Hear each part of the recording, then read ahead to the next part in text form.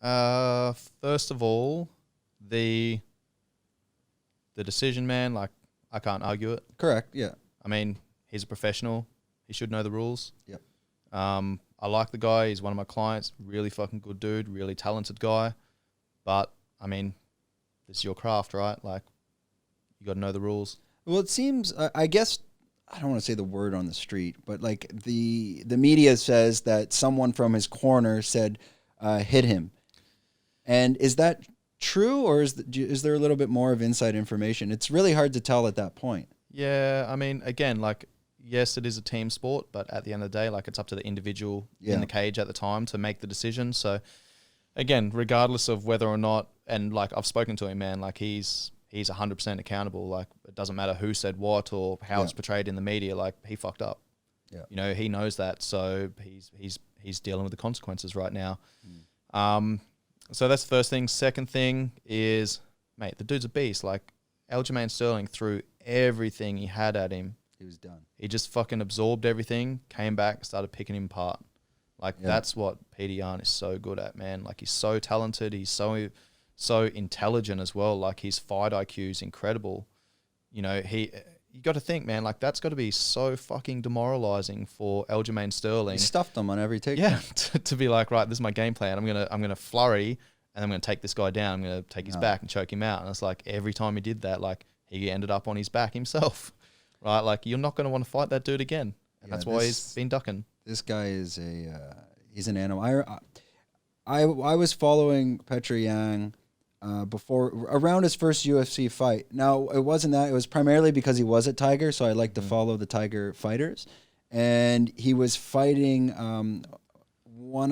I used to, there was a kid, he's Teruto Ishihara, but he's from Alpha Male.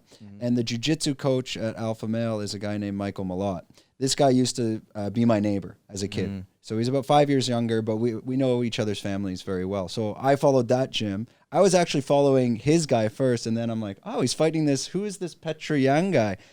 And that's when I started following. And then after every fight, I'm like, this. Not only does he get better, because his boxing's ridiculous, he doesn't slow down. Every single round, you're watching. Some people are saying, like, yeah, he gets better in the later rounds, but when you watch him specifically, the other guys are getting worse. Yeah. He's not, he's just like a Mack truck. It's very stable. He's ripping through the guys, but his stamina is on another level. Do you notice that in the gym and strength and conditioning? His VO2 max must be through the roof. Yeah, 100%, man. That's exactly what we train. Yeah. Right. Like, when he first came to me, like, he was a smaller guy.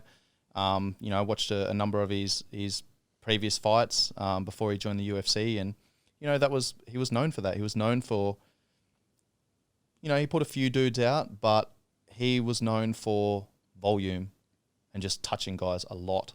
So, you know, I saw that. I saw he had an amazing aerobic base.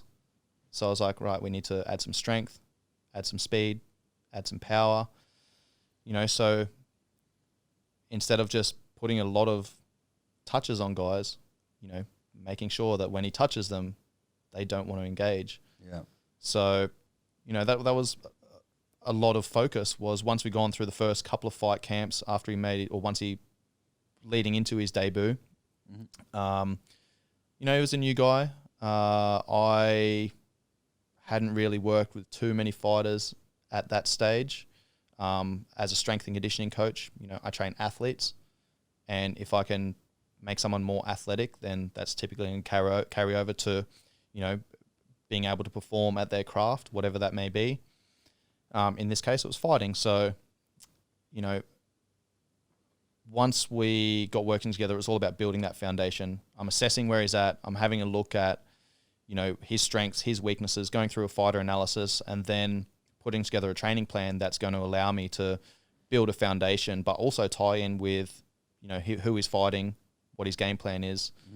And once we got a couple of fight camps under our belt together, then, you know, each fight became a little bit more specific, because, again, you know, going back to that team environment, if I'm working with a rugby team, then I've got them for 6 to 8 months of the year, right? I've got them for, you know, off season, pre-season, in season, you know, peaking at the right times. And for him, do you just have him for the camp, like 8 weeks or 6 weeks? Yeah. So I've only ever had him for the camps, which is sometimes only 4 weeks, 6 weeks, 8 weeks. But he's here the whole year anyway. So when he's not in camp, is he training with you? No, he's not here all year. Oh, really? Okay, Yeah, I must have just saw. I was training at Unit 27 a couple Octobers ago, and I did 10 days, and I saw him out there. But I don't like to bother people.